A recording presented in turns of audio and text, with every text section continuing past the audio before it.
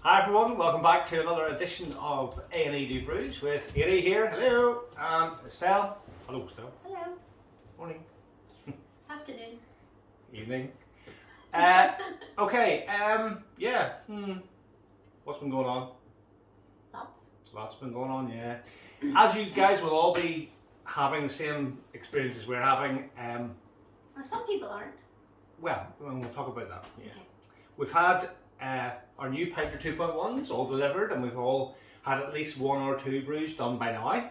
But unfortunately these things take time, because if you're on extended settings you could be, it could be 2 weeks before your brew is ready, and then you discover whether it's good or whether it's bad. But our initial brews, we did Space Hopper and we did Big Dipper Yes. on setting 2, as we were instructed to do, because they've So known warm, for but they were quite nice. yes, they've known for a long time that they were replacing the old pinters which had too much pressure with new pinters with less pressure. So obviously they knew what the new setting should be, and we were told it was 2. So we all did setting 2, and we did a survey with everybody, and thanks to all you guys who've got pressure gauges who come back to us, because it seemed that pressures were too low. And then Rupert broke in one night in here in work, and he told you guys all not to be brewing on setting 2, to be brewing on setting 3 or indeed 4. And then magically, They come out with an email. you guys should all have this email that was sent out from Pinter, apologising for the delay in notifying us that it maybe shouldn't have been setting 2, with all the exciting improvements they've made with Pinter, all the beers. Now, which is weird, because Ralph came online and he told us all that the ideal brewing pressure was 26 psi Ralph did, yes. for everything. So why has everything now got different settings? Because surely that would be different pressures, surely? Or is he just making stuff up as he goes along? Who knows? But we may have come up with a solution. We've cleaned up everything. We've got rid of, now, to be fair, we got in contact with Pinter, having brewed the 2, and they were both flat. But yes, their customer service was very good. They sent you back 2 brand new ones as replacements. They did. So we've cleaned this all up. We're ready to brew again. But there is only one way To find out. of doing proper research and development here in A&E Do Brews. And you know what that is, you know what that means. That means calling in Rupert. We're going to have to let him back in the building, because he knows what he's doing when it comes to making brews. He was at the office today, Yeah. but he's going to come on later on. So, He's coming. yeah, we're going to have to go over to Rupert, and he's going to put on some brews, and he is going to find out what is what. So, Yeah, so what's the comparison going to be? I think he's going to look at Pinter 2.1 on the setting that is recommended as per Ralph's table. We're going to do that, and then he might have a surprise for you. We'll leave it there, and we'll go straight over. If you want to go and let him in, honey,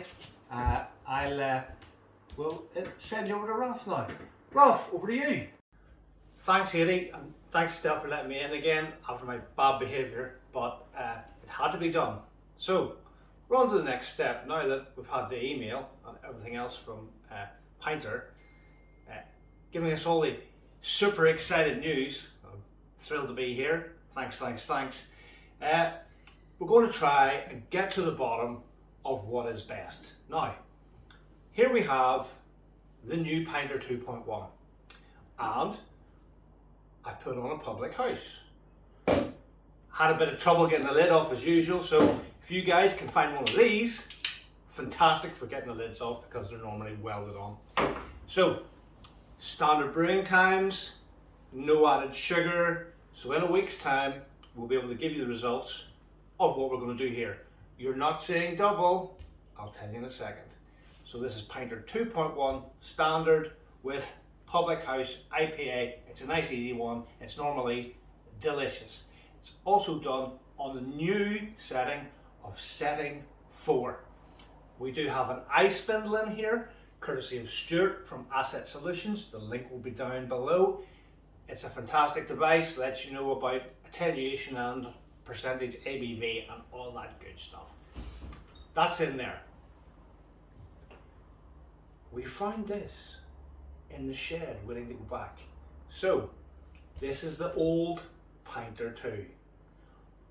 We're going to put on exactly the same brew under exactly the same conditions, except this time what we're going to do is we're going to see if a 2 brewing stage, a bit like one and done, will give a better brew on the old Pinter 2 than the new Pinter 2.1, because I think, as R&D for A&E Do Brews, good old Rupert here, your friend, nice, thanks.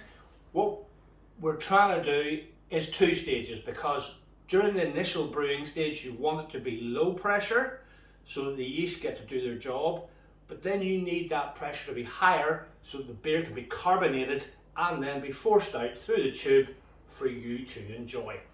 So in this one, I'm going to do it at setting 1, which will hopefully be around 26 psi, and then once it's nearly brewed, I'm going to turn it up after day 3 to setting 3 again to build that pressure up so we've got nicely carbonated beer and it pours. But there's only one way to do this, folks, and that's proper R&D with Rupert here at A&E Do Brews.